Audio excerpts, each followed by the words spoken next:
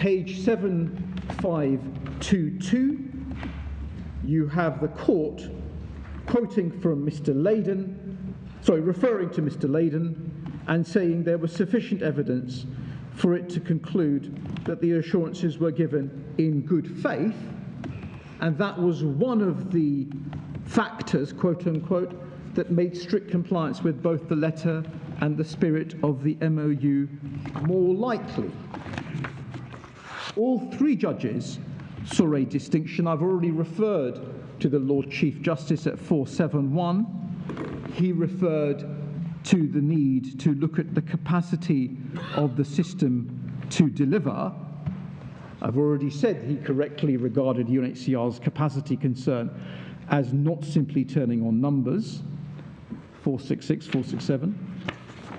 Lord Justice Underhill at 270 accepted that great weight should be given to the government's good faith willingness assessment, but the real issue is not the good faith of the government of Rwanda at the political level, but its ability to deliver in light of the present state of the Rwandan asylum system. That's 270. 261, aspiration and reality don't necessarily coincide.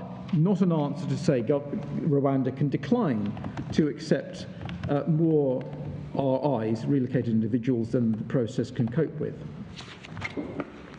And similarly, the master rolls at 84, not an answer to say good faith.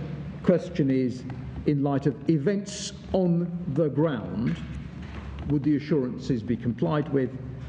And 91, the likelihood of promises being performed must in part be judged by reference to what has happened in the past and the capacity and capability of the entity making the promises to keep them. So James says, at 77 to 78 in his case, that the assessment of both issues, good faith and deliverability, attracts equal and great respect on grounds of expertise and constitutional grounds. I want to first address, if I may, the expertise issue. The idea is, as he puts it, that the courts aren't institutionally well equipped to make such an assessment. I'll come on to the political judicial judgment in a moment.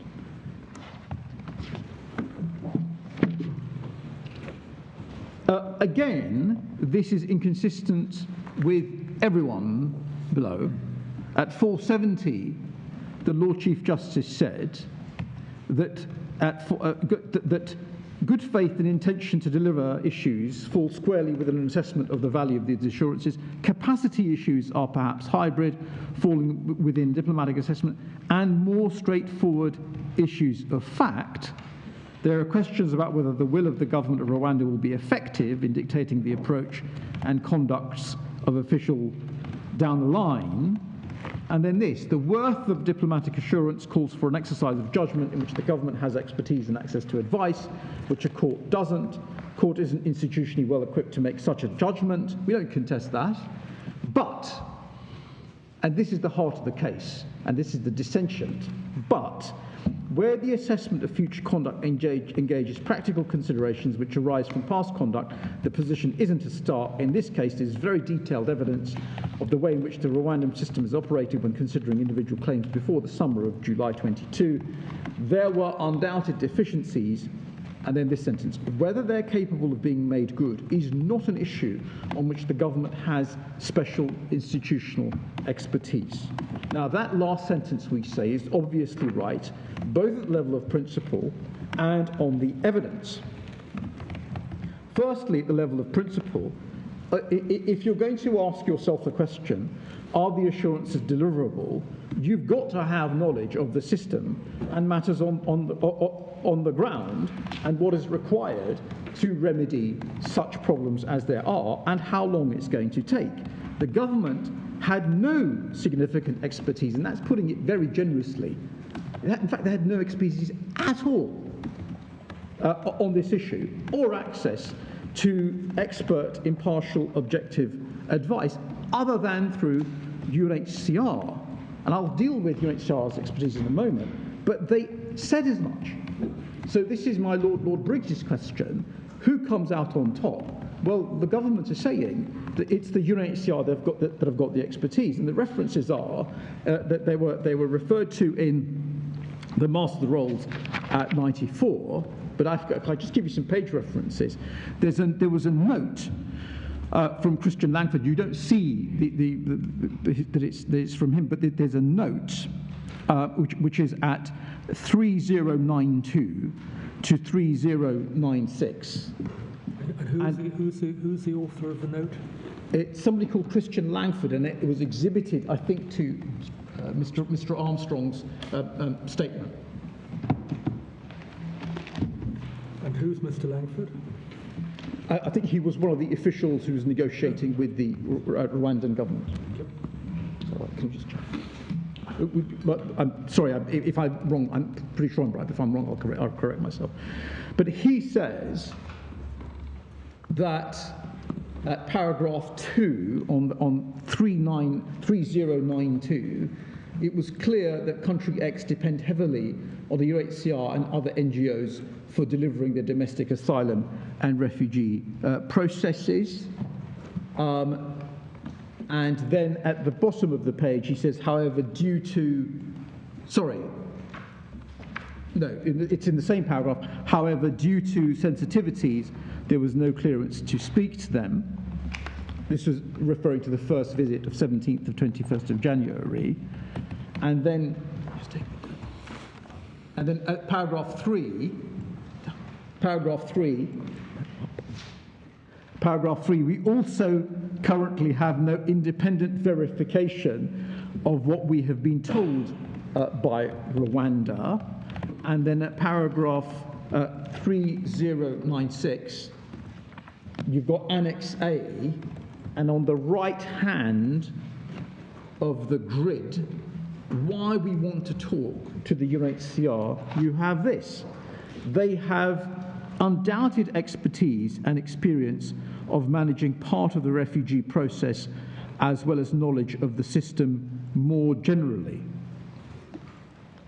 Then the next item in your bundle is an email from the 8th of March.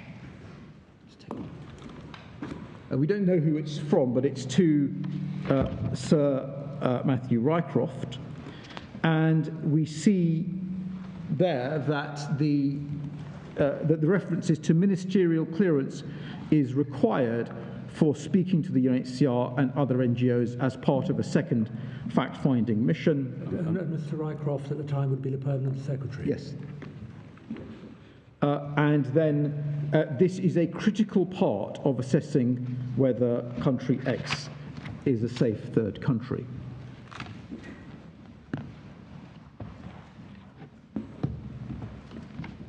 Can you just give me that bit?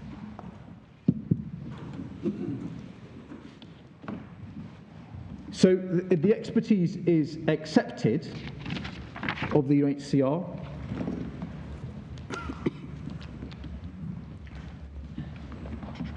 In terms that we also currently have no independent verification of what we've been told.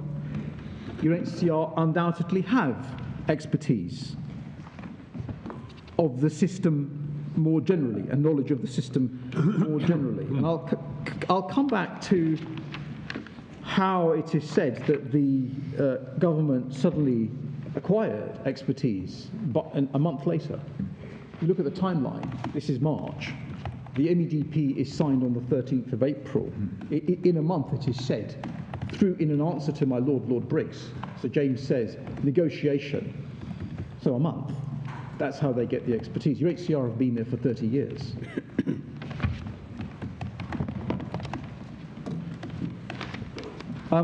The Secretary of State's evidence does not suggest that there was any expertise. Mr. Mustard, at paragraph 20, from the FCDO, says, and I'll just give you the reference if I may, page 2747, that in light of the considerations described in this witness statement and the manner in which negotiations with our Rwandan counterparts were conducted, we are confident that Rwanda will honour its commitments.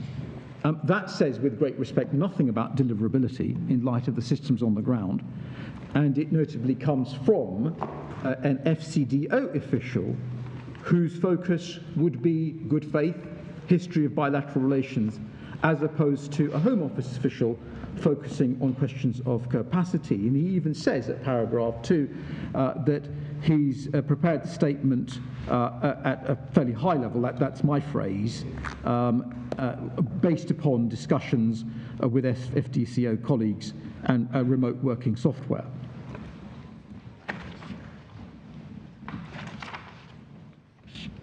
So we respectfully submit that there was no access to expert, impartial, objective advice as to deliverability. All the Secretary of State had was responses exhibited to Mr. Armstrong's statement and not assessed to UNHCR material and Home Office questions based upon that material. And in Lord Justice Underhill's words at 137, those responses weren't very satisfactory. It's not stated from which departments or other sources the statements in them are derived, and they are at several points unclear, lacking in detail, or inconsistent. So the Secretary of State does not bring her own expertise to bear, does not bring her own advice to bear, or advice from independent, reliable, objective sources. She is completely reliant on Rwandan responses to Mr. Botnick's second statement. The next point, my lords, is that at the level of principle, this is unsurprising. And the reason it's unsurprising is that at the level of principle, His Majesty's government do not have significant institutional expertise in devising or correcting seriously defective asylum processes. It's not what we do. There's no evidence to that effect. Home Office officials didn't, for example, look at wholesale failures in the German system, in Yogathos, or the Italian system in EM Eritrea, and think about how it could be corrected. The Dublin context is obviously completely different. Mutual trust and confidence, etc. So this appears, as the UNHCR say, to be an unprecedented situation. Their observations, paragraph 34, page 434. Even in the Dublin context, weren't transfers to Greece suspended for several years? Absolutely, my lord. That's the MSS case upon which my learned friends rely. Yes, they were. But my point is that it wasn't. There was no part of when the challenge came in the UK. There was no part of the Home Office's task to go to Greece and work out how they could devise a proper system. The most that we get is Mr. Armstrong. He's head of the Third Country Asylum Partnership Task Force, but he does not say that he has experience of RSD reform.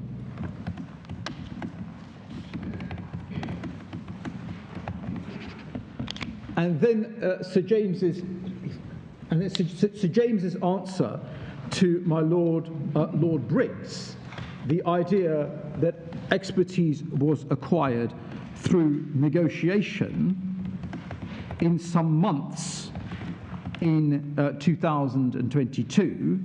That's the divisional court at 71. Firstly, I've already made the temporal point.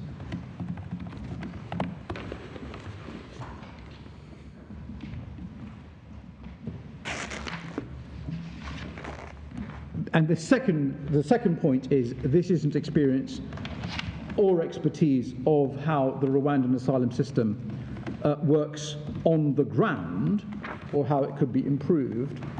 And what you have, as again I've said, is uncritical acceptance. Lord Justice Underhill, paragraph 268, he described the Home Office's uncritical, too ready to accept Rwandan responses. And there was another problem, that with respect to a number of the criticisms, the problems simply weren't acknowledged. In order to correct a defect, you've got to acknowledge that it exists. Lord Justice Underhill, on the example of deficient interviews, said in terms at 169, the Rwandans don't accept there's a problem, and that is a problem.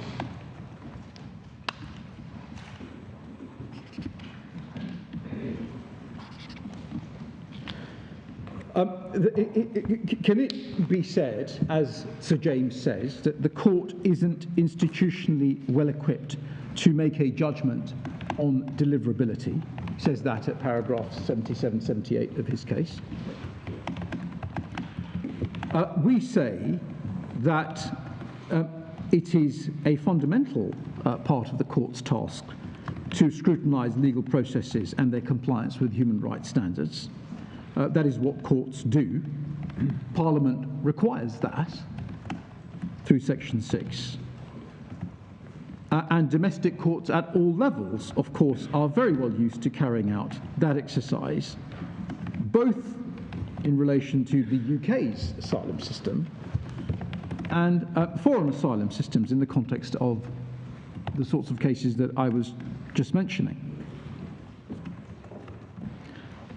It's not suggested by Sir James that the courts in this case did not have relevant material provided to them.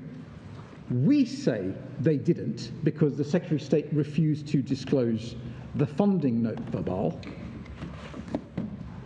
So that's where you've got an insufficiency of evidence.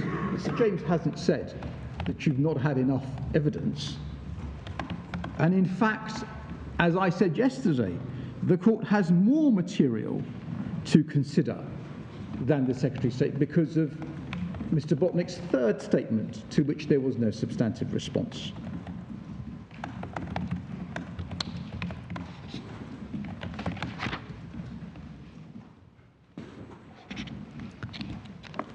And then your lordships have the point about special responsibility. Bugdaikai, page 4251, the need anxiously and rigorously to scrutinise foreseeable consequences of removal. EM Eritrea, Lord Kerr, at page 5608, and Lord Justice Simon Brown in Turgot, pages 4477 to 4478. This is not an area in which the court will pay any special deference to the Secretary's conclusion on the facts. In the first place, the human right involved here is both absolute and fundamental. Secondly, the court here is hardly less well placed than the Secretary of State himself to evaluate the risk once the relevant material is placed before it. That was in a judicial review context. It's a fortiori now. It was a pre-Human Rights Act case. And the last thing that we make, the last point we want to say about expertise is that it would be very surprising if a non-binding, non-justiciable, bilateral assurance transformed the judicial approach to scrutinising compliance with domesticated, binding treaty obligations. A fortiori, in circumstances where the very point of that non-binding assurance is designed to secure that compliance. This is a point that Sir James made lots of times. It's a point against him. The whole point of this is to get compliance with the Refugee Convention. That's what the courts do, assess foreign systems for refugee convention compliance. I'll come on to Zabolotny, Belhaj in a minute. It would be totally appropriate on the basis of a non-binding, non-justiciable bilateral assurance for the Secretary of State to be handed a blank cheque on deliverability, which is, with respect, what Sir James's submission amounts to. So those are my submissions on expertise. The next submission I want to make. Just before you do, You just mentioned the Refugee Convention. Sorry, it's Article 3. Yes, quite. Sorry. And it just occurs to me it's perhaps worth just raising this point with you. The claimant's case is based on the Human Rights Act, which Yes. gives effect, of course, to the Human Rights Convention. But non-refoulement is a much wider core principle of international law. And it's also given effect, isn't it, in the Refugee Convention, and indeed the Torture Convention. And both of those are also given effect by Parliament in our domestic law. My Lord, yes. Absolutely. Yeah. We needn't pursue the point, just to... Yeah, these are domesticated binding treaty obligations. There's an interesting academic debate about whether they also form customary international law. The Swiss Federal Office has said they do recently. They've even said it's just cogents. Yes. But yes, absolutely domesticated. The next point I wanted to make is that the Secretary claims at 76 to 79 of her case that her views on deliverability command respect on both constitutional grounds and because her assessment involves prediction. I'll just deal with prediction very quickly, if I may. She relies on Raymond, 5 quick points. Our case 54, paragraph 54, Raymond Lord Slynn said that in that context, deportation in the interest of national security meant that the Secretary of State had to have regard to, quote unquote, sorry, I don't think we quote this in our case. The page in Raymond is 4594. It's paragraph 22, letter B, page 5494. Lord Slynn said in the context of Raymond... 5494 or 4594? You gave... 4594, I'm sorry. Thank you. Sorry, Madam. Apologies. So this is the first of my 5 quick points, if I may, on prediction and Raymond. Lord Slynn saying in terms that the Secretary of State was entitled, quote unquote, to have regard to precautionary and preventative principles rather than to wait until directly harmful activities have taken place. That's what he says in Raymond. Second point, of course, those precautionary and preventative principles operate in our favour, not the Secretary of State's, because the Secretary of State's duty is to avert or prevent Article 3 risks, just as, or not to set in train, or not to subject individuals to Article 3 ill treatment, just as it was in Raymond to avert and prevent risks to national security. Every Syrian case is predictive and preventative.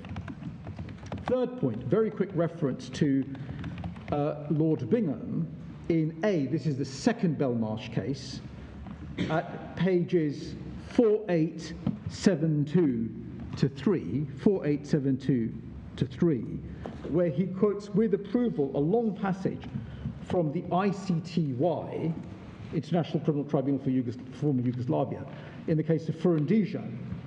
And it's an important passage. He says, states are obliged not only to prohibit and punish torture, but also to forestall its occurrence. It is insufficient, merely to intervene after the infliction of torture when the physical and moral integrity of human beings has already been irremediably damaged, as was authoritatively held in Suring. International law intends to bar not only actual breaches, but also potential breaches of the prohibition against torture, as well as inhuman and degrading treatment. High authority for the preventative principle applying in our favour, not to the Secretary of State's when you are in Article 3 territory. Fourth point, that is why an effective remedy for Article 3 purposes must be suspensive. just one reference, if I may, the MSS and Greece case at page 7347, paragraph 293, the Grand Chamber saying it's got to have suspensive effect. Can you just give You're us going the- rather fast, if Yes, with respect, and I'm not recording all your references. No. What was the reference you've just given? To MSS and Greece. I'm sorry, it's 7347. I'm so sorry if I'm going too fast. So you're saying effective remedy. Must be suspensive. And you gave us a paragraph reference. Which paragraph? 293. And what they say is, in view of the importance the court attaches to Article 3 and the irreversible nature of the damage, they mean normatively irreversible, nobody has a time machine, irreversible nature of the damage which may result if the risk of torture or ill treatment materializes, effective remedy must have suspensive effect, skipping some words. So the preventative paradigm is absolutely in play. Not enough to have a post hoc remedy. Even in the context of detention, you have false imprisonment. Habeas is the better remedy, but false imprisonment is contemplated as a remedy after the effect. Here, the preventative paradigm is the governing paradigm. And it's the fifth short point I wanted to make, is why the somewhat pejorative reference, both in Sir James's case and his submissions, to the idea that we have launched a quote-unquote preemptive challenge is wholly misplaced. What are we supposed to do? Wait until a client is refooled to be told, well, your case is then academic. So those are my 5 points on why his submissions involve a reversal of precautionary and preventative principles. I wanted to make 4 short points on the issue of constitutional grounds for deference. First point, Lord Hoffman in Raymond, our case at 49, and it's page 4603 of your bundle, Raymond at paragraph 54, Lord Hoffman, quote unquote, the executive enjoys no constitutional prerogative on the Article 3 question. And that's because there's no public interest in play. As the plenary court held in Chahal, as the Grand Chamber confirmed about 13 years later in Sadi, in case my Lord Sales may recall. No public interest in place, an absolute non-derogable right. The executive enjoys no constitutional prerogative. And the contrast is with, in that case, national security, where he said at paragraph 62 in his postscript, page 4605, what's in the interest of national security? Such decisions with potential results for the community require legitimacy which can be conferred only by entrusting them to persons responsible to the community through democratic processes.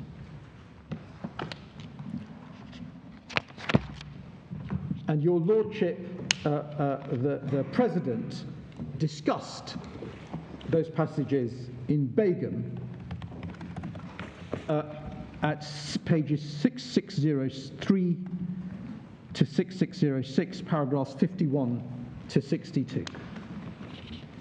The second point I wanted to make, sorry if I went too fast. The second point I wanted to make is derives from the observations of my Lord Lloyd Jones in Zabolotny, our case 52. So this was in the context of an EAW extradition request, mutual trust, fully in play, and in the context of an assurance given to a third state. And what my Lord said at paragraph 45, page 6644, was, quote unquote,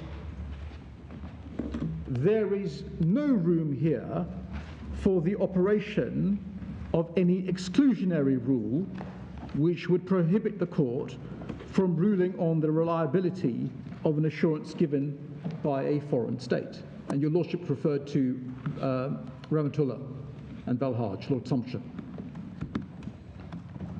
effectively saying that foreign state immunity doesn't arise where you've got, and courts look at institutions in the context of deportation and removal and examine assurances. That's 45 in Zabalotny.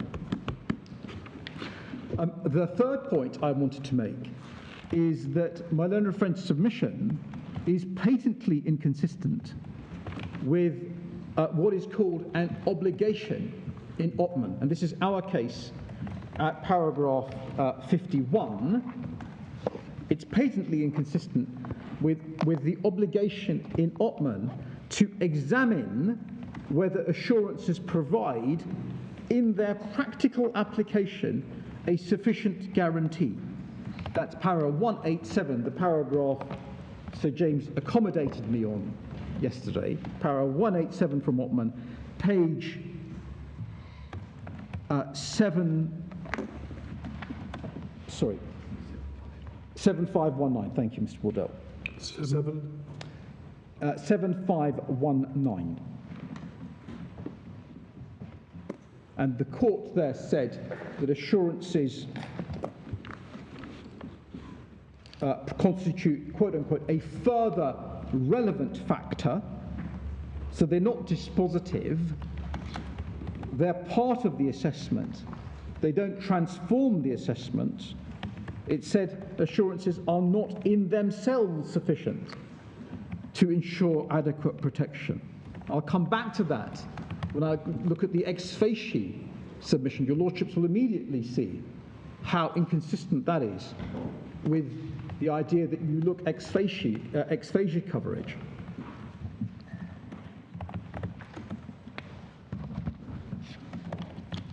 And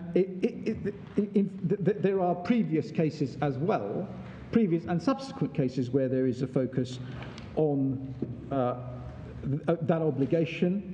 Just one reference, Sadi Grand Chamber, para 148, again referring to an obligation, page 7276. 7276. 7276.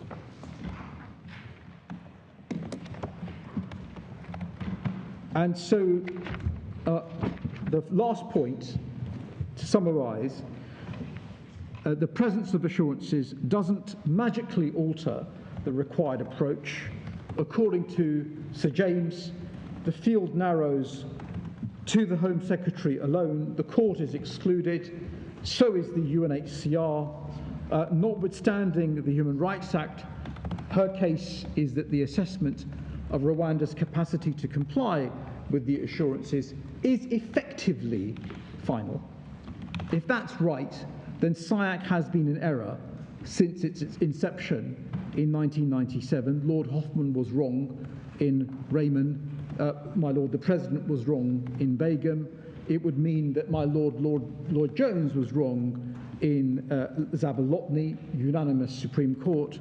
It would mean that Ottman is constitutionally unacceptable at the domestic level, despite it being repeatedly accepted and implied, and it would ultimately mean that the court would be abdicating its responsibility given by Parliament under Section 6 of the Human Rights Act in favour of a policy, an agreement, and an assessment of the executive alone, with no parliamentary imprimatur. The Secretary of State's case admits and confronts none of this. Sir James, with respect to him, seeks to skate past the implications of this quite extravagant and heretical submission. And as a postscript, I just want to refer at our case 58 to the very, very considerable respect that the majority afforded to the MEDP. We've got a long footnote, apologies for the length and the density of that footnote, where at multiple junctures, I counted 11 examples where Lord Justice Underhill modified his view of the Rwandan system in light of the MEDP. And of course, your Lordships have the point. that both the master roles at paragraphs 96 and 97 and Lord Justice Underhill at paragraph 155 and 156, they both accepted that the MEDP means there isn't going to be an airport pushback, but that didn't mean that that very quote-unquote troubling evidence, that's the Lord Chief, troubling evidence was irrelevant because it showed either a misunderstanding of non-refoulement or a deliberate disregard, that was the phrase, of Refugee Convention obligations, together with decision-making based on bias and external relations. Well, in Friend's case, is this arbitrary decision-making should somehow, we should just assume it's not going to apply because of the MEDP. It doesn't properly engage with the gravamen of those examples. I'm sorry, I'm getting ahead of myself. The point I was trying to make was that the majority gave very considerable respect, not just good faith, very considerable respect to the MEDP, where they thought the assurances were deliverable, they adjusted for them. The second point, the second head I want to address with you, again, I'm going to, if I may, I'll do it very quickly, is UNHCR expertise. And three very short points. Our case, 39 and 54, first point, all three judges and now the Secretary of State rightly accept UNHCR expertise. Sir James says UNHCR's views about the past are entitled to respect and consideration in light of its practical experience. It's not just the past, it's still the present. The cut-off at July 22, I'll come on in a minute to the importance of my Lord Jones's observation right at the beginning of the hearing about no parallel system. I'll come on to that in a minute. But it's not just the past, but also the present. The master roles at 13 Roman 3, paragraphs 85 to 87, 92, 94, Lord Justice Underhill, 136, the Lord Chief at 467, unrivaled practical experience, and the other references I gave you. Second point, Sir James says that UNHCR is neither expert nor experienced in relation to these new bespoke arrangements under the MEDP or in making the sort of predictive judgments made here by the government. Our answer, the MEDP concerns the Rwandan refugee system, asylum system, and it seeks to ensure Rwanda's compliance with the Refugee Convention. Those questions are refugee status determination systems, Refugee Convention compliance, obviously are at the heart, as the UNHCR put it, the heart of its mandate and expertise. See paragraph 2.1 of Malone and Friends' observations.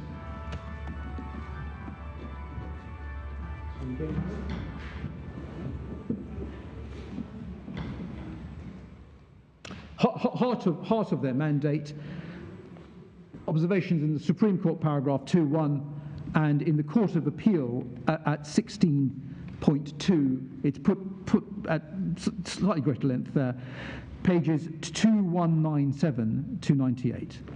2197, 2198. And moreover, I'm sure they'll develop this, as they say in their observations of this court, that they do have experience of MOUs. Their observations 5.3.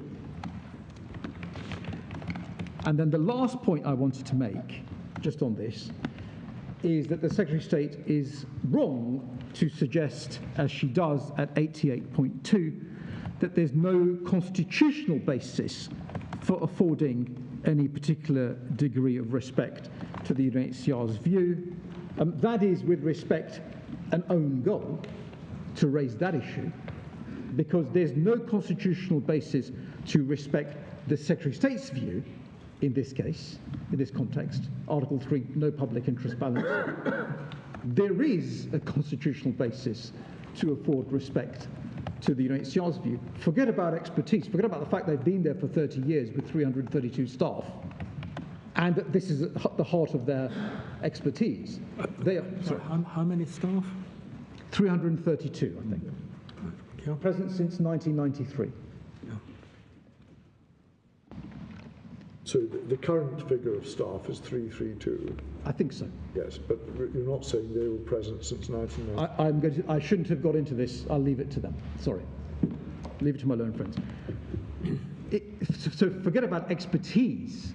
They have the constitutional basis to give their views on these issues. They are the constitutional guardians of the Refugee Convention. See our case 39 and 64, impeccable constitutional mandate, UN General Assembly 1950 statute in 1950, and moreover, state parties, including the UK, have of course agreed to cooperate with the UNHCR in its and facilitate, quote unquote, its duty of supervising the application of the Refugee Convention. That's Article 35.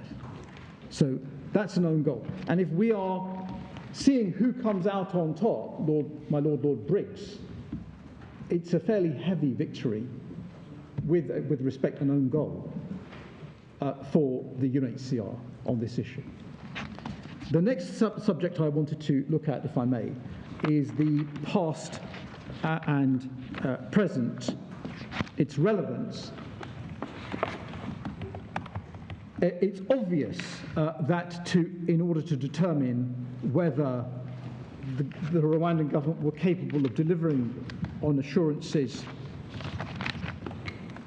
and in what timescale, it was necessary to address the position on the ground and the defects of the system. The Secretary of State's submission is, however, that the historical analysis of the Rwandan asylum system as undertaken by the majority, quote unquote, this is her case 108. In fact, the Lord Chief also shared their concerns and saw them as relevant. She says this was of, quote unquote, limited relevance and should be rejected. We say that submission should be rejected.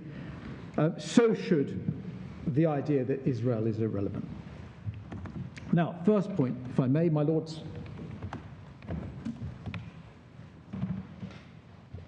Again, all three members of the Court of Appeal accepted that the past was relevant. The Lord Chief Justice at 470, the heart of this issue involved an evaluative exercise where past and relevant events inform the evaluation and must be coupled with judgments about good faith. Not that dominates. Intentions to deliver, something on which he said the government does not have special expertise. A capacity of the system to deliver, he didn't mean in terms of volume, and the effect of monitoring. The Master Rolls at 91, I don't accept the past and present. He was live to the fact that the evidence was a present system as well. Don't accept that the past and present can either be ignored or sidelined, as the Secretary of State suggests. The likelihood of promises being performed must, in part, be judged by reference to what has happened in the past and capability and capacity. At Master Rolls 92, his conclusion that there were risks, Article 3 ill treatment, was the consequence of, quote unquote, the historical record described by the UNHCR, significant concerns of the UNHCR, factual realities of the current asylum process in Rwanda. In practice, Rwanda can only deliver on its good faith assurances if it's got control mechanisms and systems in place to enable it to do so. Both the history, current situation demonstrate those mechanisms have not yet been delivered. And then Lord Justice Underhill at 144, what is required is an overview of the totality of the evidence. This is Lord Justice Underhill criticising the Divisional Court at 55, he was unduly generous to them. He said at 144 that they had held it wasn't necessary to resolve. That's how he described it. In fact, they said it wasn't even necessary to address the majority of concerns. And at 149, he said, well, Justice Underhill, that the Division Court had adverted to the quote-unquote airport cases. That's an under-description of them because they show biased decision-making, disregard of refugee convention obligations and so forth, misunderstanding. He said that the Divisional Court had adverted to those cases but had made no findings about what occurred or what conclusions can be drawn from them.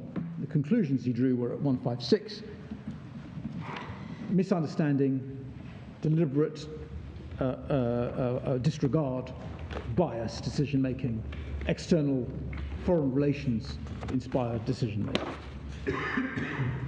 And he said at 270, the court below didn't seek to engage with the details of the UNHCR's criticisms of the RSD process. And then, just coming back to Ottman, a point I've already foreshadowed, our case, paragraph 51, this is what Ottman required them to do, because the obligation to which I've already referred was an obligation on the domestic courts to examine the practical effect of assurances. And then the key phrase is, in light of all prevailing circumstances.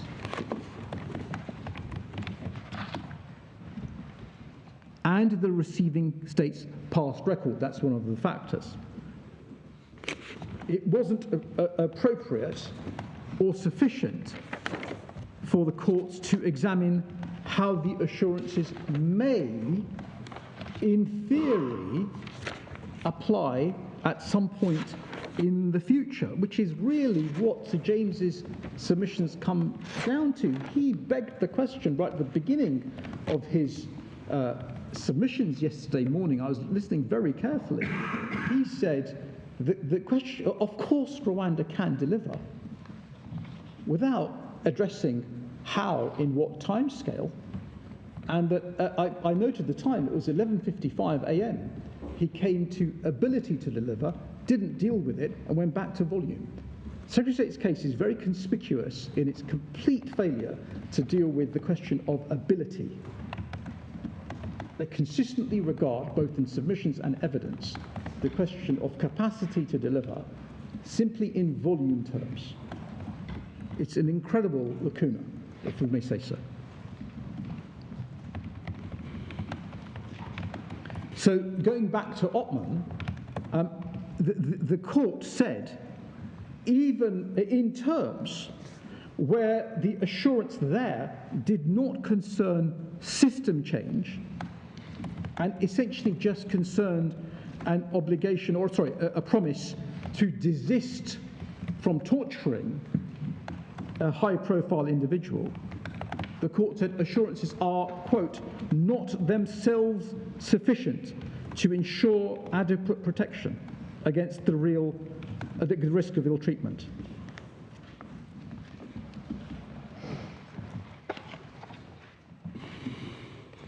And that passage in Ottman, or those passages in Ottman, were endorsed in Zabolotny, my Lord Lloyd Jones, at paragraph 38 of his judgment for the court. And that's at page 6641. The next point I want to make is a really important one, and it's the point that my Lord Lloyd Jones made very early on in the hearing about no parallel system. The ministerial view on the Rwandan side is this, and the reference is page 3208, paragraph 16 of a statement dated the 2nd of July 2022. This is a statement for the minister on the Rwandan side. She says, it should be stressed that the government of Rwanda will not have a parallel RSD process. She continues, the government of Rwanda has launched an adapted model of the RSD process to best process the expected claims. And the idea being that everyone will benefit. It's not a parallel system, everyone benefits. And similarly, we see that officials lower down the chain, if I can put it like that,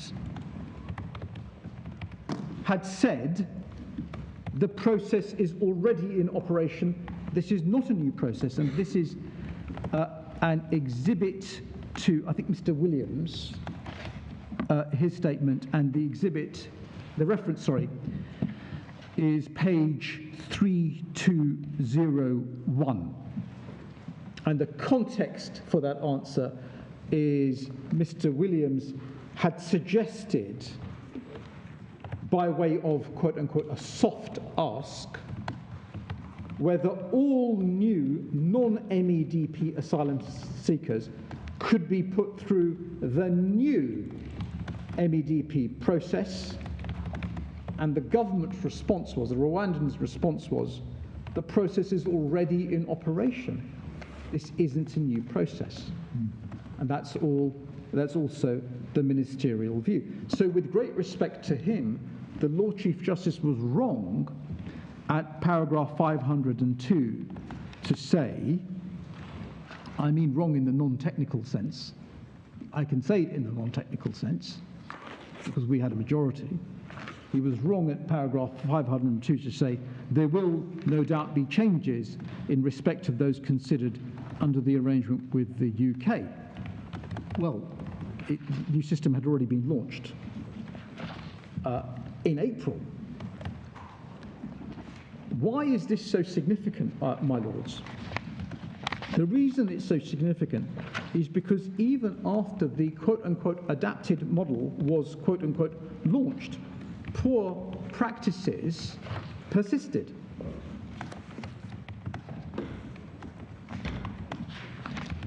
We see that in two respects. We see that as regards the refoulement cases, and we see that as regards reasons. So firstly, refoulement.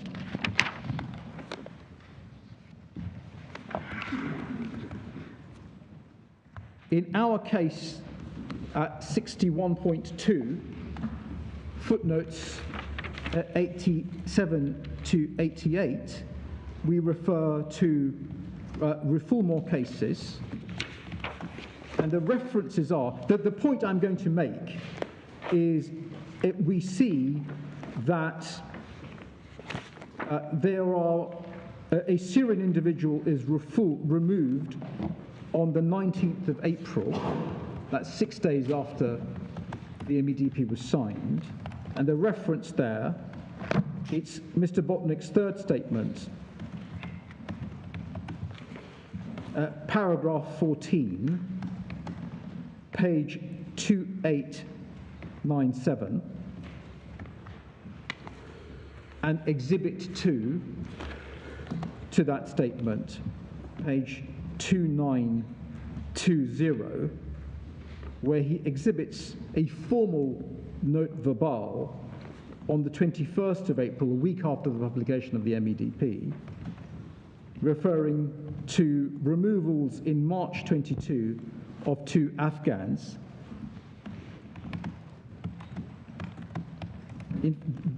and a Syrian individual removed on 19th of April.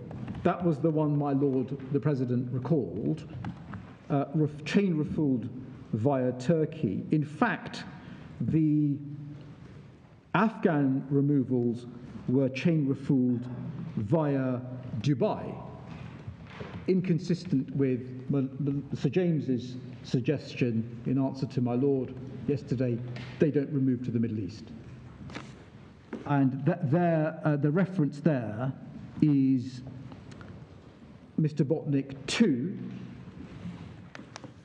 page 2482, paragraphs 108b to c, paragraphs 109 to 111.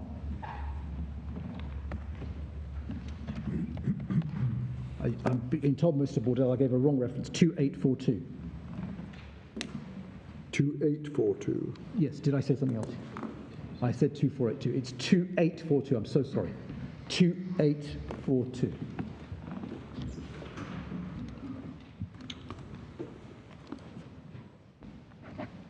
And then also, this is the country X international relations, foreign relations decision making. Mr. Botnick, third statement, paragraph 18, page 2898 to 9, 2898 to 9, and exhibit 4,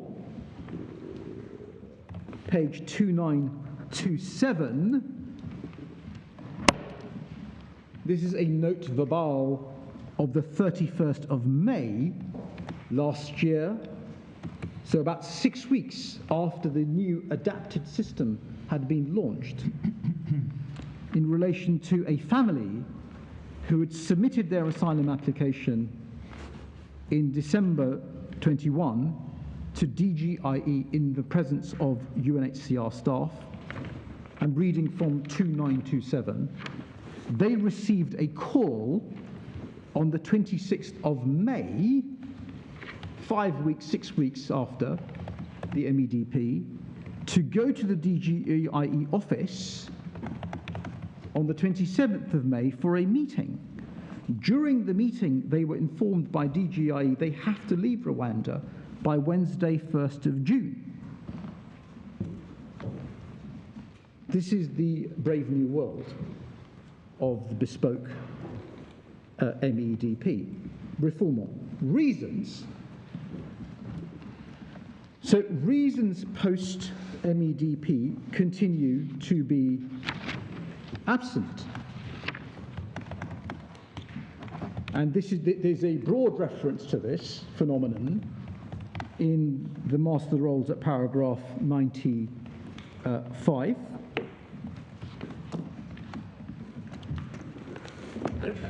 Mr. Botnick, in his third statement, exhibited a refusal letter of the 18th of July of last year. That was a day before our hearing was due to take place. Eventually it was adjourned, but it was a day before the hearing was due to take place. And the reference is 2929. And the reasons given for refusal, it's a refusal letter. Refugee status wasn't granted because you are not meeting the eligibility criteria, and the reasons provided during your interview were not pertinent. And lest it be said by Sir James, because I think he made this submission below, that's just a one-off, you've got a nice table in the second statement of Mr. Botnick, page 2826 to 2826 to 2828, we see that letter is an example of the template reasons to which Mr. Botnick referred at paragraph 61D of his statement. And it was provided in 36 of 50 letters the UNHCR had seen in 2022, and he says there was very little more in the other 15.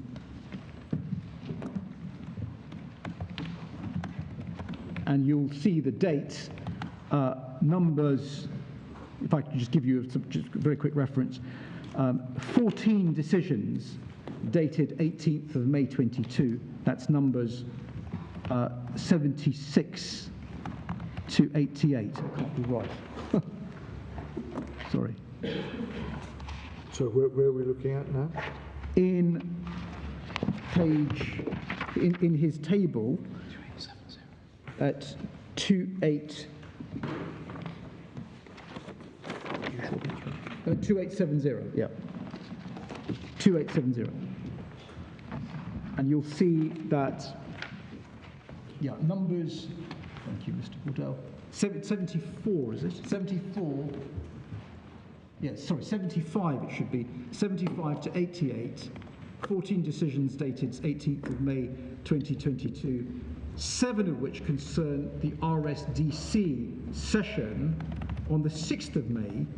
Those are numbers 76 to 80, 87 to 88, which postdate the MEDP.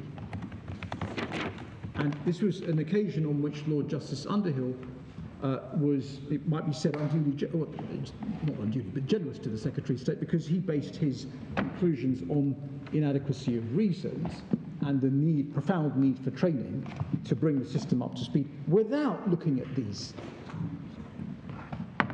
But again, this is the brave new world where the past is completely irrelevant. The last document I just want to refer to is the feedback document from the Ministry to UNHCR. That was dated 11th of May 2022. Again, after the MEDP was signed.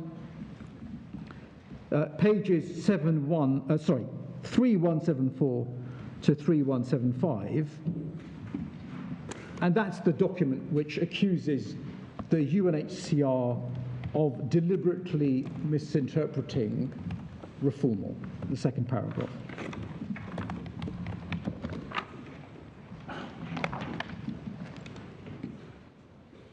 And that's the document, one of the documents that's discussed in the Court of Appeal Master Rolls at 96 to 97, Lord Justice Underhill 146 to 149.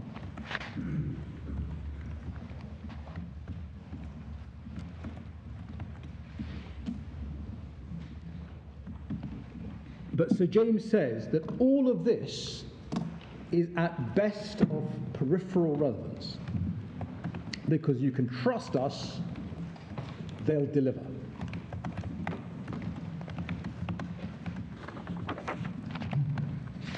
The next point I wanted to make concerns Israel and Rwanda.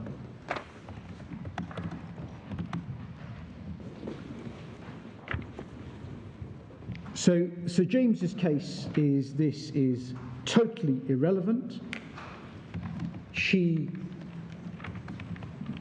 says the divisional court at paragraph 68 were right.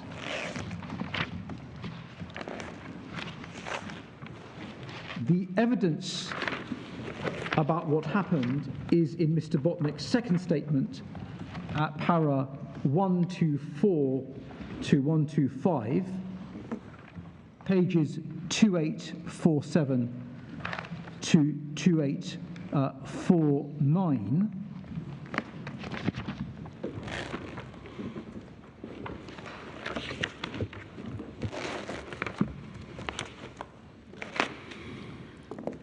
The UNHCR described what happened, intimidation, threats of deportation, as large-scale and gross abuse. That's what they say at paragraph 36 of their observations before this court. It's what they said in the court below. Their evidence was uncontested. The only response that the government of Rwanda gave is at page 3218. Page 3218. You've got a seriatim response to Botnick 2. And what we have on Israel is the government of Rwanda has entered into transfer arrangements for the international protection of refugees that differ from the Rwanda-Israel agreement. They weren't even saying But this arrangement is different. They just said they'd entered into transfer arrangements that differed. Mr. Armstrong dealt with it by saying he couldn't possibly comment because the UK wasn't privy to this. That's paragraph 91, page 2684. Sir James says, as far as one can tell, it's different.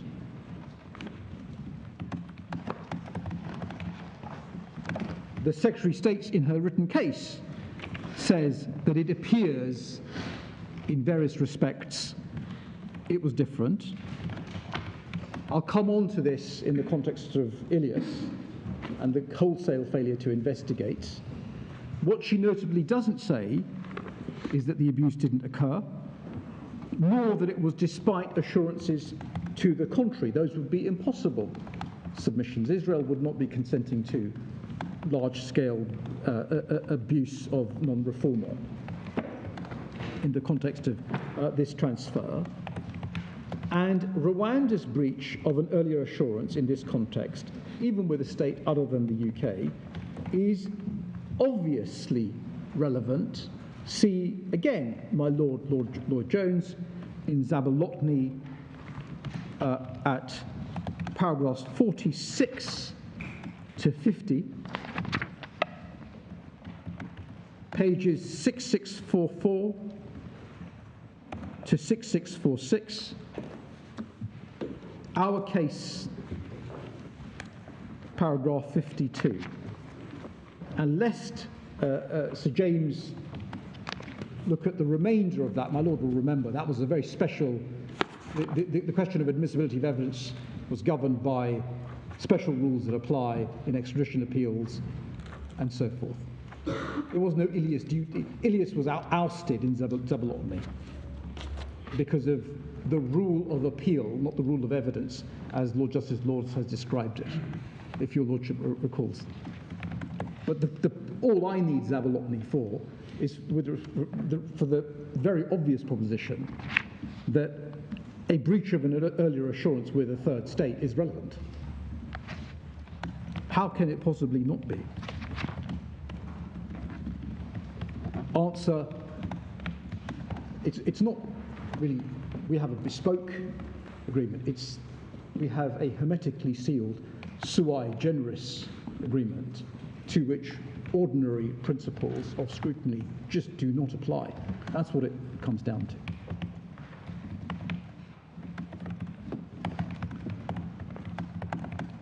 As the Court of Appeal said, 152, the evidence goes beyond denial of access to asylum, illustrates arbitrary and oppressive behaviour by Rwandan state agents, presumably the DGIE. That's Lord Justice Underhill at 152.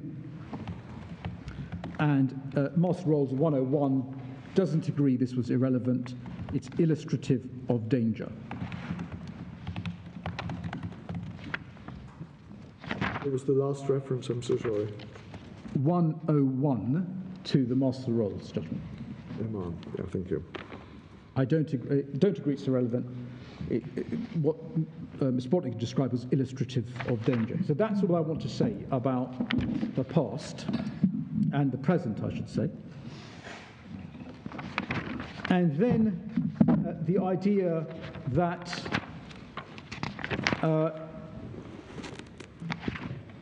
the MEDP responded to core concerns and built-in concerns about capacity development. And I'll take that together with this idea that it's really significant that we haven't challenged the ex facie coverage of the assurances. It's very obvious why Sir James says that, because he says it's hands-off the courts, hands-off UNHCR on our sui generis hermetically sealed agreement. And if you look at the agreement, it's in theory broad enough to cover all the problems, end of story.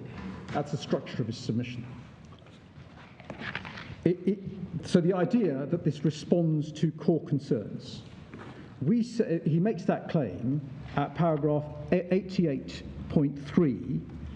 He says the arrangements provide, and in part are intended to provide, a fire break. And that was following careful and active consideration of the core concerns raised by UNHCR. So core concerns in paragraph 88.3. There's some fairly careful drafting here for obvious reasons. In our case, at paragraph 59, at footnote 82, we refer to other formulations in the Secretary of State's case. We have at paragraph 11 that this was in part designed to address concerns with the Rwandan refugee system process that had been identified by the Home Office and so forth, reference to capacity and capability. If you trace through the references, it's very clear that capacity and capability means volume. At paragraph 13, we have, they were designed in part to resolve concerns. At 16, we have, in significant part, designed with some of the concerns in mind. And at 84, that becomes core concerns. And yesterday we had, well, it dealt with the concerns, and then Mr. Botnick provides additional concerns. It's careful drafting.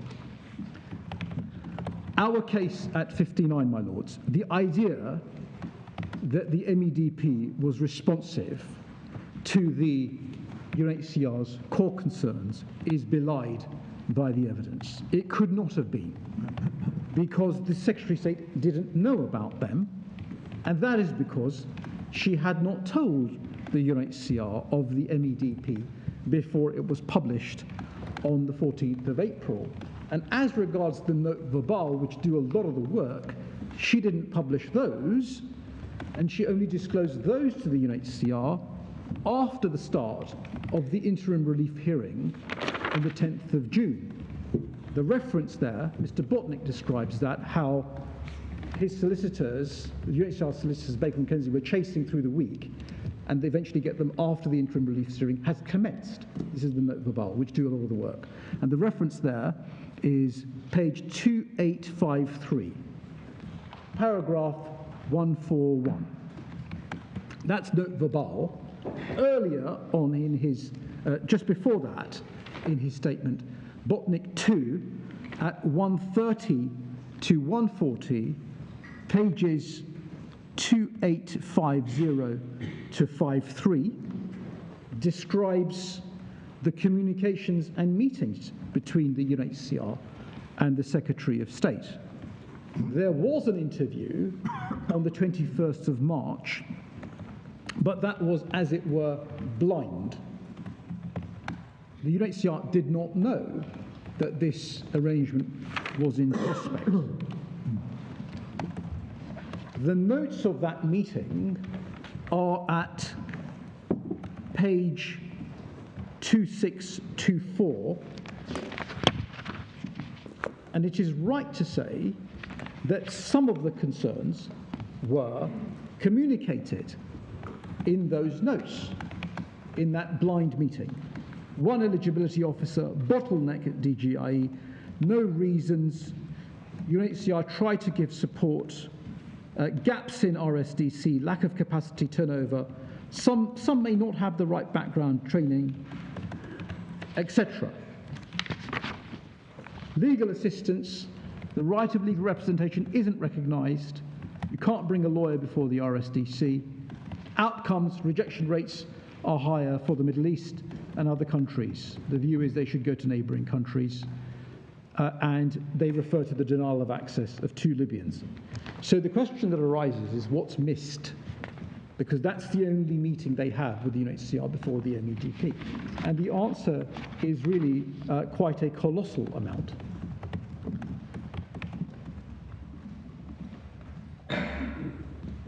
and it's summarised in my learned French submissions at paragraphs 9, 14.3 and 15, when they talk about the inadequacies of the assurances. But the fundamental thing that's missed, is the extra-legal and opaque role of the DGIE in preparing recommendations, making decisions on security and international relations bases if an individual is quote-unquote unpalatable, their understanding of what refoulement means, the scale of the problem, the in-country history of refoulement under Israel-Rwanda, their propensity to abuse and intimidate. That's missed. All of it's missed. Core concerns are dealt with. This is missed. The lack of lawyers with capacity, never mind what the issues are as regards legal assistance on the one hand and representation. There's a lot of fine evidence about that. But what's completely missed is that you don't have capacity in the system. And these are hardly peripheral matters, as the IAGCI commissioned report confirmed, and the reference there is page 3291, where the reviewer said, I completely appreciate that that may not be agreed with, but it's some evidence of the problems. This is an Asylum Research Centre reviewer. But the reviewer said none of the information provided in the interview notes should be relied upon. The research does not meet even the minimum standards of primary research. And the reviewer highlights that it would have been useful to have evidence, information about the DGIE, the position of the eligibility officer, recognition rates, and so forth. Fundamental gaps of information remain. That's 3292 to 3293.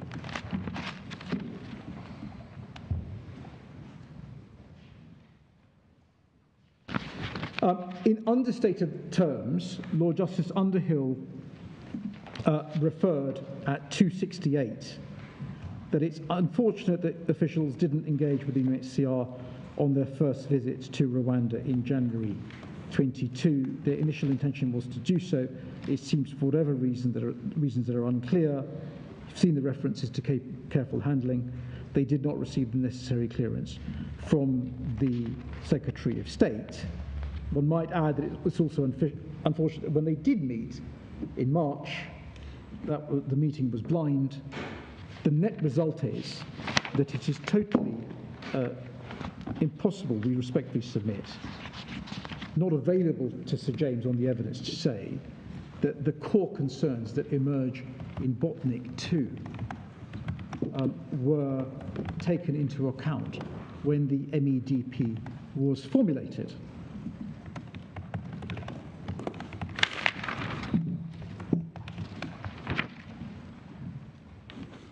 The idea of ex facie coverage, our headline submission on that, it's completely irrelevant. It's completely irrelevant if the assurances meet bias, extra-legal decision-making, the extra-legal role of the DGIE, which is not acknowledged. Historically, it was at one point in the context of Israel, but it's not acknowledged. It's totally irrelevant that if you go by the letter of the assurance, you've got Rwandan law standards. That's problematic for the Secretary of State, given the understanding of the refoulement that Rwanda has. It's irrelevant that decisions are to be impartial. It's irrelevant that you've got to have proper reasons. You can't magic away practices and not address how the assurance is going to be implemented in practice. You've seen Ottman.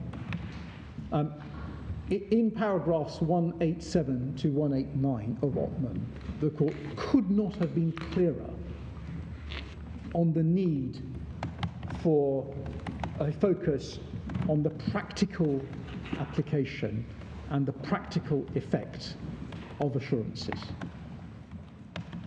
That is hardly surprising because it's a basic principle, must have been repeated in thousands of cases in Strasbourg, thousands, that human rights, fundamental rights, are to be delivered in a way that's practical and effective rather than theoretical or illusory.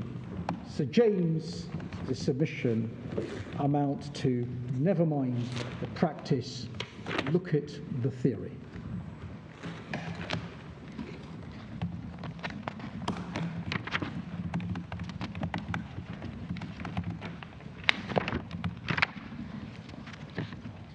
And you have the point about if they don't understand what refoulement is, that's a fundamental obligation, then how is the assurance going to deal with that on the ground?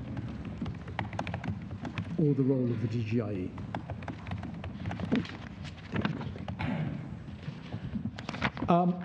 I want to move on very quickly to incentives. This is dealt with in our case at paragraph 61. UNHCR deal with it in their case at 19, Secretary of State 83. The idea is that incentives can deliver. This is not something that shows that the Court of Appeal majority were wrong. It's disagreement territory. Lord Chief Justice referred to incentives at paragraph 511. I just want to make 7 very quick points. First point, a prior condition of an incentive is that you understand or accept that there's a problem. And with regard to refoulement, the Rwandans don't. See Master Rolls at 96 to 97, Lord Justice Underhill 146 to 156.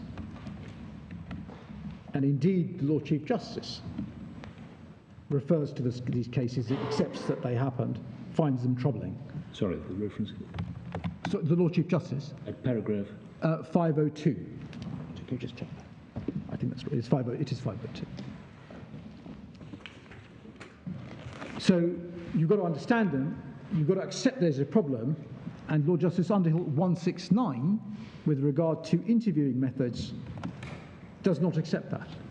He shows that there's an unacknowledged problem, and that is a problem in terms of rectifying defects by reason of incentive or whatever. Second prior issue is that you've got the capacity to deliver that which is being incentivized. Third point, these aren't just points in the abstract. You've already got the reference to the refoulement cases, and you've got the timeline I gave you. They post-date the MEDP. Some of them date from March 22, just before the MEDP, the month before MEDP was signed. So when it was in prospect, one would think that the Rwandans would have been incentivized then. That's refoulement. Similarly, fourth quick point, reasons. You've got these reasons in May coming out in the way I showed you when the system is already in operation. And again, one would think that there was an incentive to provide proper reasons, as the MOU assures. Yet we had the example I gave you, the day before a divisional court hearing. The fifth point I wanted to make, despite the incentive to bring the system up to the required level of safety, UNHCR were not aware of any training or remedial programs that would do so. And that's Mr. Botnick's statement at paragraph 144, and that is something I don't have a page for you right now. Mr. Botnick, could you, Mr. Wardell, could you help? Is that his first statement? It's a second statement. Second statement, 144. Huh? It's 2855. Thank you, Mr. Wardell. And that's responded to. I'm going to deal with training shortly. That's responded to by the government of Rwanda. They make various claims about training. Mr. Botnick, in his third statement, shows that those claims aren't very well founded. I think the position is that UNHCR wanted to give more evidence, and they'll correct me if I'm wrong, wanted to give more evidence to the Divisional Court about the current state, but because of the cut-off, they weren't able to do so. Sir James, in the best traditions of the advocate, gave you some evidence about, or explained that there was further training. It is something that the UNHCR were not able to deal with. So the cut-off really is a cut-off. The sixth point, in terms of incentivization, is, again, Israel. See Exhibit 7 to the second statement of Mr. Botnick, page 2878, where there's a suggestion that part of the deal may have been in return for military aid. It's a suggestion, I don't put it any higher than that. But it is unreasonable to think that there would not have been incentives there. The Secretary of State addresses none of these issues. As regards funding, the seventh point, I've already made the point that the funding at Rabal was not disclosed to us on the basis that it was irrelevant. And that's our case, paragraph 11, footnote 4. We sought disclosure of it. That was refused by Mr. Justice Swift. Our submission is Ottman 189 sub 1 means you can't properly evaluate the funding incentive. You haven't got the note of Rabal. I'm not saying that the Secretary of State should have disclosed it. I'm saying she can't rely on it. It's a matter further that she disclosed it. There may be very good reasons for not to disclose it. She can't then rely on it, our submission. The next topic then I want to deal with is an important one, and that is monitoring. I'm going to spend some time on this, if I may. So we address this at paragraph 70 of our case. It's a long paragraph. The Secretary of State deals with it at paragraphs 90 to 100 of her case, and the UNHCR deal with this at paragraph 17. Again, Sir James spent some time on it. The Lord Chief Justice obviously did as well, and I will too, if I may. So, we say that the Court of Appeal majority were not wrong in their approach to monitoring, and the Secretary of State doesn't suggest otherwise. All she says is that they gave insufficient weight. It's at paragraph 100. Insufficient weight to the fact that monitoring will cover the entire relocation process from the beginning, and insufficient weight to its capability to pick up any problems and sort them out. That's the Lord Chief Justice at 511. This is disagreement territory. We say, paragraph 70, sub 1, that the Court of Appeal majority took considerable care and did not err as regards this issue. The Master Rolls, paragraph 78, he said this is likely to come too late to affect the risk of these initial asylum seekers facing Article 3 ill treatment. He said it was unclear that these monitoring mechanisms would account sufficiently for the approach to the granting of asylum taken up to now by the Rwandan government. Lord Justice Underhill at 269 cited the Divisional Court at 65, and where they had said, for now at least there's no reason to believe that those bodies won't prove effective. He referred at 271 to that paragraph that it would take time and resources to develop the Rwandan capacity, and he held, Lord Justice Underhill, that the fact that it would take time and resources obviously did not address the immediate term or the short term.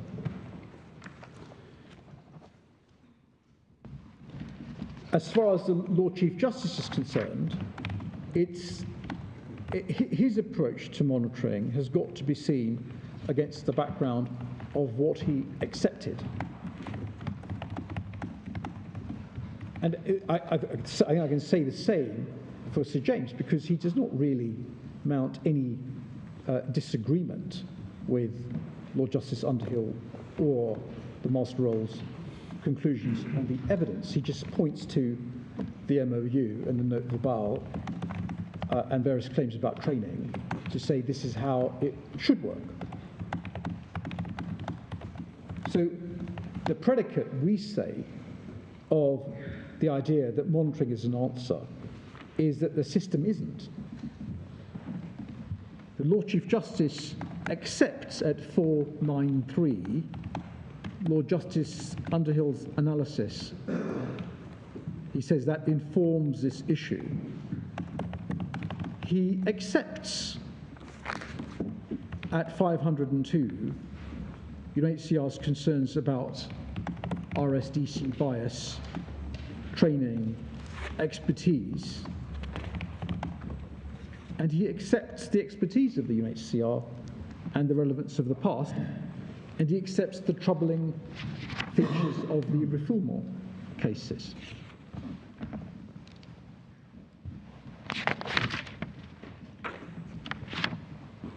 We say, by way of overview, that it is difficult to say that a system as described by Lord Justice Underhill, which plainly gives rise to Article 3 risks, is susceptible to correction by monitoring.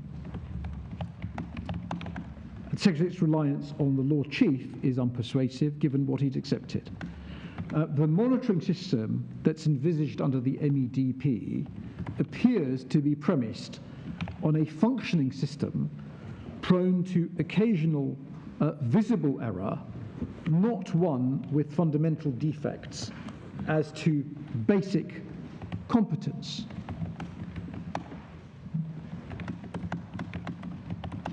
Defects as to understanding of key concepts, refoulement. Defects as to capacity in terms of skill and experience in conducting proper processes, as Lord Justice Underhill found, interviews, hearings, proper presentation of country material, reasons, exacerbated by a refusal to acknowledge that anything is wrong. Lord Justice Underhill at 169. A wholesale lack of training exacerbated by apparently false claims about past provision and current levels. I'll come on to that. The short point is investigated the claim that, in particular, the claim that IOM was providing training was controverted by the IOM themselves. Defects as to capacity of lawyers to exist, bias both at RSDC and DGI level, and opacity as regards to the DGIE's role. Many of these defects raise questions about visibility and transparency, and it's our submission that the majority did not err in thinking that monitoring would come too late and was not a sufficient answer for the scale and nature of the problems in the system. So we do say that monitoring isn't a protection for individuals if the asylum system isn't, and that is why we suggest Sir James's case travels so much further than the Lord Chief Justice. It has to depend upon extraordinary deference to her views that the MOU will be complied with ignorance of the past and the present, and of the UNHCR's views about the efficacy of the MEDP, relegated on the basis that they know nothing about this. Can I just interrupt you for a moment, Mr. Hussain? It's just to check on progress. Obviously, I'm doing better than I thought I would be. I'm sorry? I'm doing better than I thought I would be. Your Lordship may not think that. Well, I was just thinking that I rather inferred that tomorrow was being largely given over to the EU point. I think the timetable is that I could go till 2:45. I may be quicker than that. I don't know. Yeah. But then UNHCR have an hour. Yeah. Sir James, can't remember how long he has, but I think he's going to shave some time off because he went a little bit over. Yeah. I've got 15 minutes. Yeah. I finish at 12 o'clock. It's Mr. Drabble from 12 o'clock tomorrow. That's the agreed timetable. Yes. Lord Panic for the Secretary of State. Yes, you've got a quarter for an hour scheduled for tomorrow. And you're dealing with the... I'm dealing with grounds 1 to 5. Yeah. Ilias. Yes, I was just thinking you've got a certain amount still to cover. I do, but as I said... You're on track. Yes. In quantitative terms, I'm doing okay. Your Lordships may have a different view about quality. No comment on that, Mr. Hussain. No.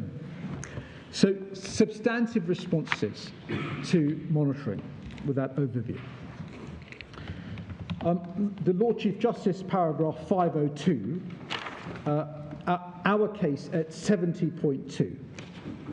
The point that I'm just going to make 9 quick points on informal monitoring. Firstly, informal monitoring. So the Lord Chief Justice relied firstly on informal monitoring. But before I get to that, sorry, I should say the first point is paragraph 502 of the Lord Chief Justice. The question that he asked as the question is, we say, not whether the system as a whole can be relied upon, with an implicit suggestion that it is legitimate to balance off bad decisions against generally good ones. I don't say that the system has to be perfect, but the issue isn't whether the system as a whole, with the idea that there's some sort of balancing off. The question, of course, is whether there are substantial grounds for a real risk that the individual won't have access to a safe system. If there's a 65% success rate, it could be said that the system as a whole can be relied upon. That would not be enough. The Lord Chief at 503 says that an important factor is whether monitoring arrangements drive good decision making. That's an incentives argument. You've had my submissions on that already. The starting level, with great respect, is very low. They don't understand reform. It's very clear. The evidence is that there's bias. The evidence is that they don't conduct interviews properly, produce country information reports properly. They aren't able to correct these matters overnight. They don't acknowledge that things are wrong and so forth. So informal monitoring is dealt with by the Lord Chief Justice at paragraph 505 of his judgment. It's our case 70.2 and 70.4. Sir James at 97 to 98. The reliance on informal monitoring is speculative and in error. The first point that we make is that the Lord Chief Justice said that shortcomings in interviews, transcripts, interpreters, lawyers, reasons for decision, etc., in accordance with this agreement, would, quote unquote, readily come to light with a good chance of being dealt with. Readily come to light, good chance of being dealt with. First observation, well, what about the good chance that they're not dealt with? The standard is substantial grounds for a real risk. We would also rhetorically ask, what about the shortcomings as to bias or skewed recommendations that are extra-legal that the applicant isn't entitled to see? That's not addressed by the Lord Chief. What about decisions being made for security or political reasons that arise post-consent to transfer and arrival? Compare what the Master Roll said at 104 at the end. He said the problems may come to light, as far as the Rwandans are concerned, after they've consented to transfer. What about decisions, recommendations that are made off the books? That's not addressed by the Lord Chief Justice. What about lack of lawyer capacity? How would that be dealt with via monitoring? How about an unfair interview with points of concern not being put? One would need very close on-the-spot monitoring. Not clear how that could be corrected after the event. And the point is really that this is not like, for example, the Ottman context, where you can have medical monitoring. A doctor can go in every day and examine the individual to see whether they've been tortured. The problems are far more subtle, pervasive, system-wide here. There are issues about visibility. The next point that the Lord Chief Justice made regarding informal monitoring was that the reality, as he referred to it, that anyone removed with their internet-connected mobile phone will be in a strong position to raise concerns with family, friends, lawyers, the High Commission, UNHCR, who pay close attention. And in response, we say, I just want to reiterate, this is disagreement territory, but assume that it's not. I'm going to deal with it on its merits. But our fundamental submission is this is simply disagreement territory. There is colossal and overwhelming evidence of repression for dissent in Rwanda, and that has a chilling effect on the propensity of people to complain. This is our case 70.4.1. And issues concerning mistreatment of asylum seekers in refugee camps when they protested are referred to in decision letters. The point I'm trying to make here is it doesn't really matter whether or not the Kaziba type incident would happen, where refugees would be gunned down or not. That's not the issue.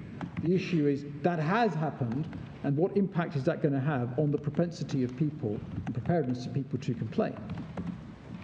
The reference is in a sample letter in one of my clients' cases, AA, at page 3469. There's a reference to a mistreatment of asylum seekers in refugee camps when they protested. That's in a decision letter. The Kaziba incident is in the Secretary of State's published documents. It's not exactly a secret. The reference is page 2494, para 4.4.3 of the Human Rights CPIN. Human Rights Watch open letter of the 11th of June, page 3178, says, in terms, we are deeply concerned that asylum seekers will be at risk of abuse if they speak up about their treatment or conditions in Rwanda, or could be forced to self-center. The FCDO acknowledged that if asylum seekers and refugees were not 100% compliant, quote unquote, and subservient to very stringent top-down rules, they would suffer extreme repression. That's at page 3103. The British High Commissioner in Rwanda in February 21 says Rwanda, this is at page 3055A, says Rwanda has a heavy-handed security system, so there's a real risk of refugees falling foul of this if they do not follow the rules.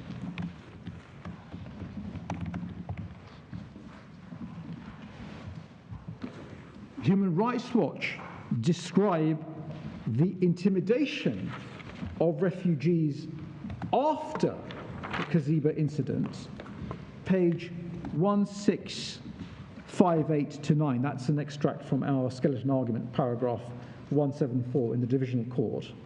1658-9, our skeleton 174, where Human Rights Watch described intimidation of refugees post-Kaziba not to cause trouble or say anything negative about government. In our skeleton, 2 paragraphs down, page 1660, 1660, we referred to senior government of Rwanda officials in 2015 warning refugees not to report attempts to recruit them to fight in military operations. Quite a chilling quote. We have the means to know everything you tell them. Go back to those NGOs and change statements. And then in the context of Israel, those relocated were discouraged to approach Midimar, the predecessor to Minima, the ministry, with threats of non-renewal of documents. And that's Mr. Botnick's second statement, Exhibit 7, page 2889. It's at the top of the page. So overwhelming evidence of repression for dissent and criticism.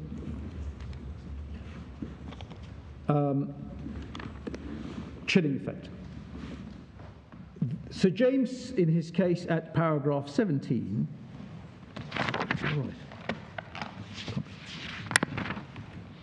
says that others with general or specific interests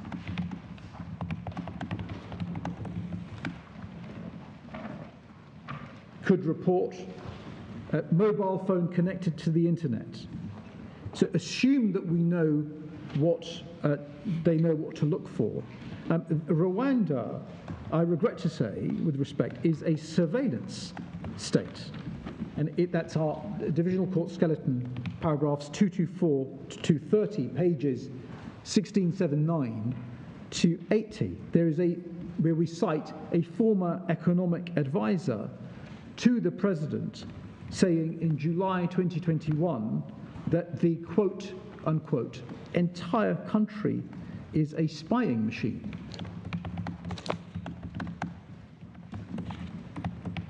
And there is colossal evidence of journalists'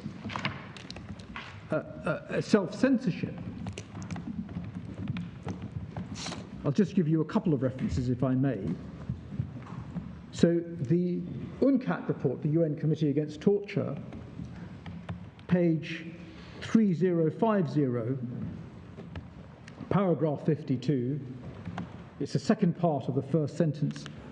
The committee remains concerned at consistent reports that political opponents, human rights defenders and journalists have been increasingly harassed and charged with broadly defined offences for any action or position that is deemed to be in contradiction with the action of the Rwandan authorities.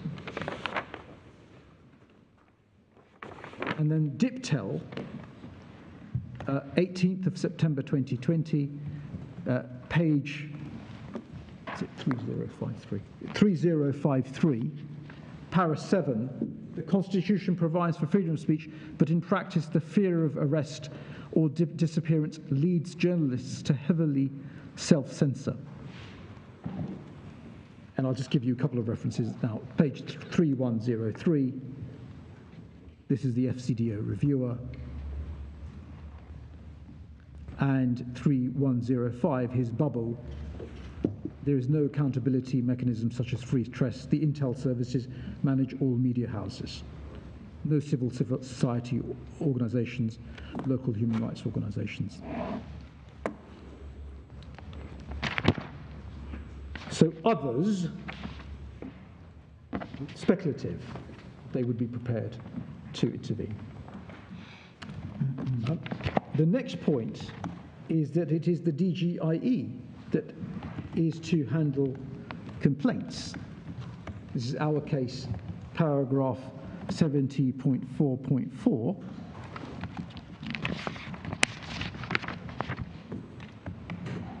The pre-departure assurance at page 3270, paragraph 10.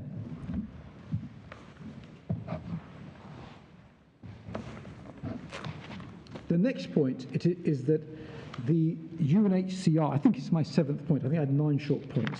I think I'm on the 7th one. UNHCR has no observer status. Now, I noticed, with great respect to him, Sir James hesitating slightly when he made the submission yesterday that the UNHCR would, quote unquote, he said, day-to-day monitor or periodically. There's a history to this, which we describe in our case at 70, where the Home Office had initially, in decision letters, said that the UNHCR would supervise those people who are returned. That was incorrect. It drew an apology, Mr. Gibbs' statement. It's 70.4.2. So we really mustn't come close to that submission that drew an apology to the court and to UNHCR. But the point that I can rest on is that the UNHCR has no observer status in Rwanda. It lacks systemic access, and it is generally not permitted to attend either DGIE interviews or RSD meetings. And my learned friends will I'm sure, give you chapter and verse on that if your lordships desire it. But Mr. Williams, in his Exhibit 6, at page 3200, refers to an exchange where he says at the end of his 3rd paragraph, it is clear, the government of Rwanda, it is clear that they do not want the UNHCR to play a supervisory role. And our case at 70.4.2 and our footnote 100, the Secretary is wrong to say that all notifications of RSD decisions are shared with UNHCR. That's their footnote 21 to their paragraph 91. So that's UNHCR. Hardly day-to-day access. Periodic isn't good enough. The preventative principle is the paradigm, and ex post facto periodic monitoring is good enough. That's obviously the point I'm going to make about the monitoring committee. But that's UNHCR. English lawyers, Secretary of State's paragraph 98, our paragraph 70.4.3, we would rhetorically ask, on what basis? The MEDP is non-binding and non-justiciable. It confers no rights. Page 2367, this is the MOU, page 2367. Commitments do not create or confer any rights on any individual, nor shall compliance be justiciable in any court of law by third parties or individuals, paragraph 2.2. So on what basis are English lawyers supposed to act as an informal monitoring system, we would rhetorically ask. The final point we want to make on this, on informal monitoring, my ninth point, is that individuals are unlikely to know how to identify defects or what compliance looks like. As Lord Justice Underhill said at paragraph 189, typically relocated individuals will have neither the knowledge nor the articulacy to present their case. He made that observation in the context of the problem of lawyers not being able to make submissions to the RSDC, but it's obviously pertinent in this context too. Next, the idea of formal monitoring through embedded Home Office officials, Mr. Krellin and Mr. Williams. And it is said by the Lord Chief Justice at 507, they would be able to assess progress, discuss specific issues, flag concerns, including around implementation, to resolve these effectively.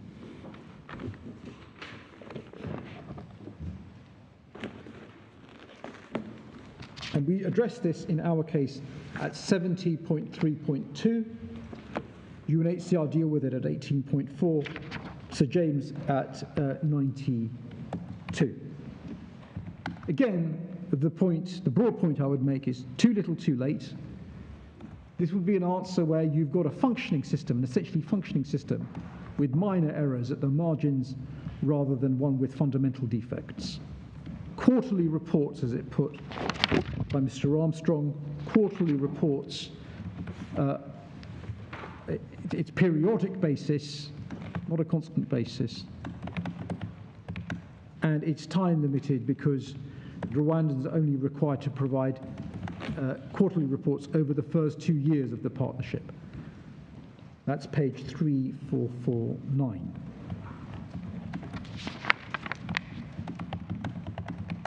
Three points here, if I may. Firstly, the liaison officer's function is not a monitoring function. It is, under the MOU, Article 13.4, page 2371, 13.4, 2371. It is to facilitate coordination under this arrangement. And neither Mr. Krellin nor Mr. Williams describe their role as involving any sort of formal monitoring. Mr. Krellin, paragraphs 5 to 6, page 2735 to 6. Mr. Krellin 2, second statement, paragraph 5. Just give me the paragraph for that, the page number for that. And Mr. Williams, I'll give you the paragraph, Krellin 2, paragraph 5. Mr. Williams, paragraph 4, page 2707. And the Krellin 2 is 2735. Thank you, Mr. Wardell.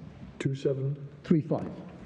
2735 was a reference to Krellin 1. Ah, you're right. Paragraphs 5 to 6. Yeah, no, I wanted Krellin 2. Can't be the same. Krellin 2, paragraph 5. You should get it. 2757, thank you. 2757, thank you. Sorry, my lord, thank you. The second point I would make, so the first point is they don't describe that, that's not their function. Second point, look at the track record. Unsurprisingly, it's not great as far as monitoring is concerned.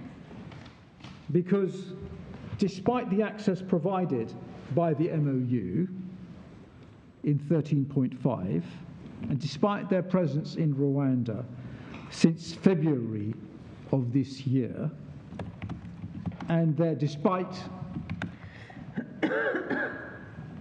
their engagement with the process, neither Mr. Krellin nor Mr. Williams explain how they sought to investigate concerns, including around implementation, of a system that had been launched after the MEDP, including by observing any stage of the process. See the examples I gave about refoulement. See the example I gave about poor reasons. They don't address that. They're giving evidence for the purposes of these proceedings.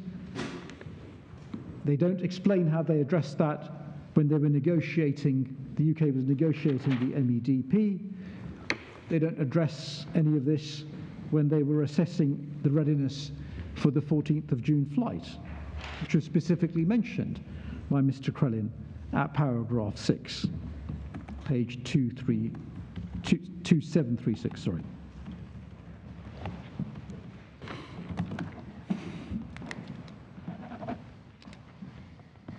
Another example, in terms of this idea of formal monitoring through the embedded liaison officers. Can I just ask, are any of these monitoring reports to be published? I don't want to be unduly cynical, but if the Home Office got word that there were problems, what then? Does it suspend the agreement? I think it's pretty clear that there's no provision for that in the MOU. The monitoring committee itself, we haven't even got onto that. We haven't got onto the dedicated body that's supposed to be doing the work. We're still on the dedicated body that's doing the work, the supposedly independent committee with distinguished English barristers, has no teeth. Its recommendations aren't binding. We'll see in a moment how it reports to the joint committee on which sit, inter alia, the DGIE. So the entire system, really, of monitoring, as I've said before, I hope, forgive me for repeating, it is really high level, lacks teeth, lacks efficacy. It's really designed to overlook a system that is essentially functioning with marginal errors, rather than something that is as defective as Lord Justice Underhill found it to be.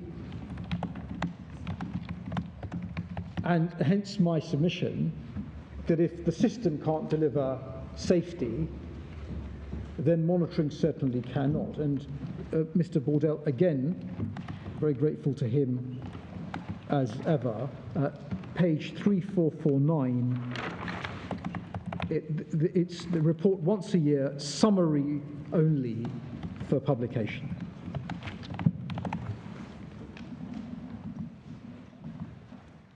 And no automaticity as to suspension, I'm pretty sure. The MOU, it's not as if that brings it down. The reference I was going to give...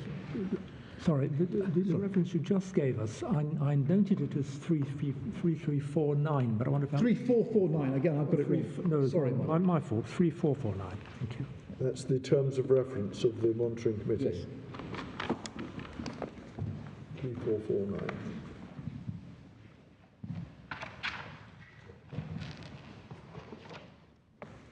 Yes, so it would, the summary report would be for publication. Thank you. The summary only.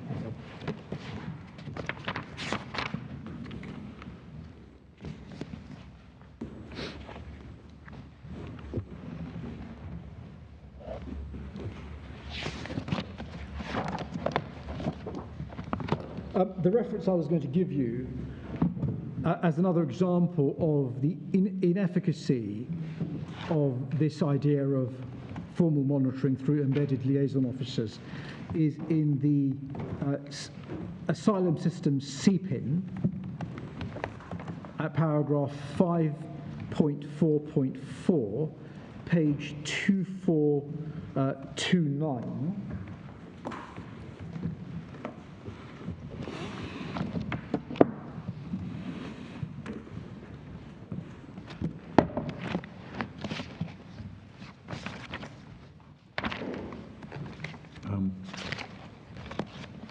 No, not 5.4.4.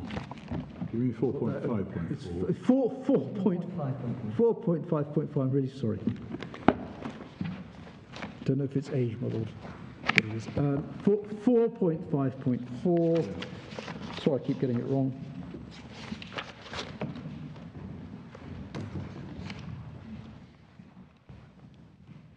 Yes. So in a meeting between the Home Office and the Government of Rwanda on 22nd of March 2022, Minimum Officer showed the Home Office team examples of documents taken from case files and stated they were various things.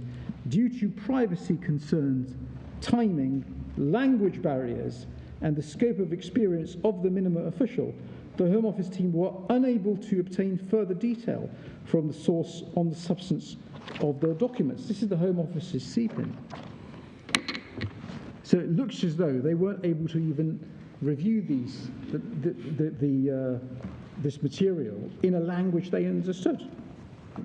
And that's something that's picked up upon by the ARC reviewer for the IAGCI at page 3400, paragraph 116. Page 3400, paragraph 116, where the reviewer says, quote, given the importance of fully understanding the Rwandan asylum system, it is extremely surprising and worrying that resources weren't provided to the Home Office officials to translate these documents and ensure confidential information was redacted before viewing. And the third example is that the Secretary of State has been, is the uncritical, too ready acceptance of information given to Home Office officials by the Rwandans as regard readiness for transfer. See Williams, Mr. Williams, para 44, just give you one example. Para 44, pages 2716 to 7. So para 44, 2716 to 7. Various claims made by the DGI as regards training, including by the IOM. IOM has, quote, from them, never provided nor is planning to provide such training.